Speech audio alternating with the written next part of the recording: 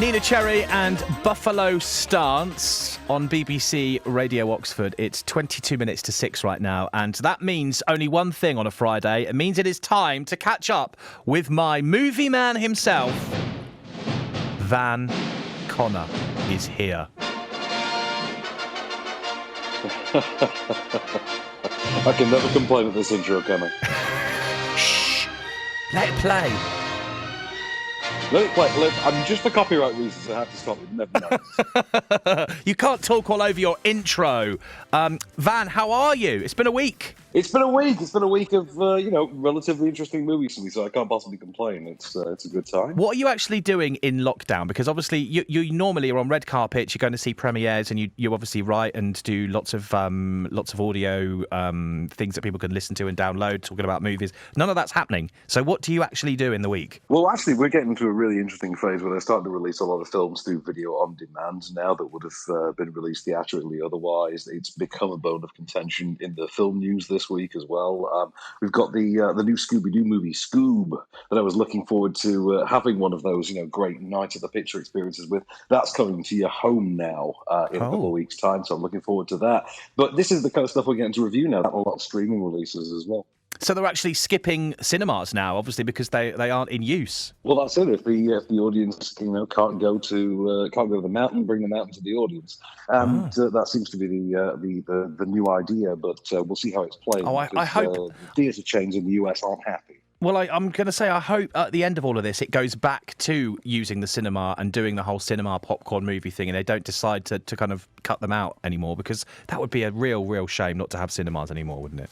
Well, of course it would, Adam, because you and I need to see the new Top Gun movie, Top Gun Maverick. We need to see them on the biggest IMAX screen we can find, sir. You know that. Absolutely, and I am with you 100%. In fact, I'm going to come and see it with you because you might get us a decent seat. Now, let's talk about the films that you want to talk about today. The Assistant, first of all. Okay, so The Assistant is a new movie from Kitty Green, stars Julia Garner, who an actress I sort of recognised, but I couldn't place her. And it took me a moment to remember that she was in this really great 2015 dramedy called Grandma with Lily Tomlin. And she makes a pretty sizable impression of sort of equal wealth to that here. She plays a sort of downtrodden intern faced with the sort of harsh reality of, work within the entertainment industry and all the exploitation that goes on beyond that. But it's played in a very Steven Soderbergh-like kind of a way. I've got a clip for you. Hi. What address do you have? Okay, hang on. Right. I'm not sure what happened there. Sorry, who? Okay, let me check on that. I'll get back to you. Girl. She says she starts today. Hey.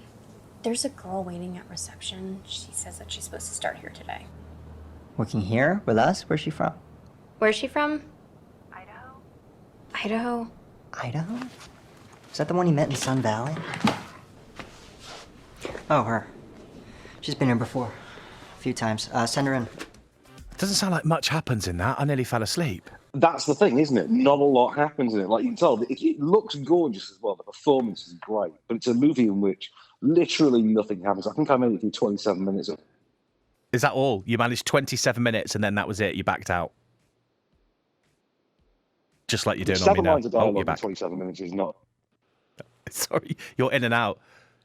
Like Robbie from Take That. Are you still there? Kind of like that, exactly. I don't know what's going on. Is he chatting to himself, producer Lottie? Are you still there? Or have you disappeared on us? Adam, can you hear me? Oh, I've got you now. Okay, you're working. You cut off for a little moment. Okay. So, our final one, Playing with Fire. So, Playing with Fire, this is on DVD from Monday.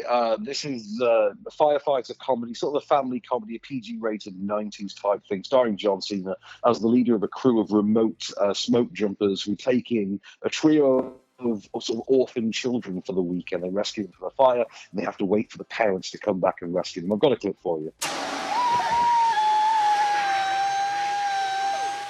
Put that down. No shenanigans on my watch. Yeah, no monkey shines, tomfoolery, or hijinks. You finished? Long as there's not a hint of malarkey. Whoa. Now, if I didn't know any better, I would say that was sarcasm. So why don't we just take it down a notch, sister, okay? Maybe a little gratitude would be helpful.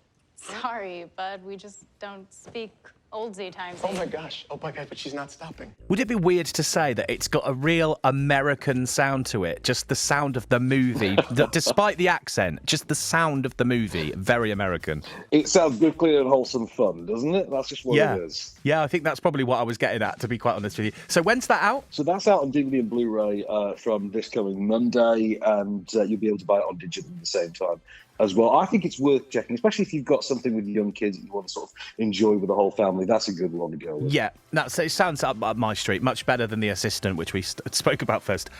Amazing. Thank you so much for coming on, Van Connor. I hope we can catch up again next week and do some more movies. Till the next time, good sir. Have a good one. Stay safe. Right, The Beatles, Get Back. What an absolute classic.